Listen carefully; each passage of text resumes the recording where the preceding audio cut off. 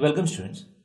So in this question you are asked to find the sum of this sequence 1 by 2 factorial minus 1 by 3 factorial plus 1 by 4 factorial so on. So again a very straightforward question based on the concept of expansions. So on looking this, we have 1 by 2 factorial minus 1 by 3 factorial plus 1 by 4 factorial. You could remember the expansion of e power x, right? So e power x is equal to 1 minus x by 1 factorial plus x square by 2 factorial plus x cube by 3 factorial plus so on up to infinity. This is the expansion of e power x.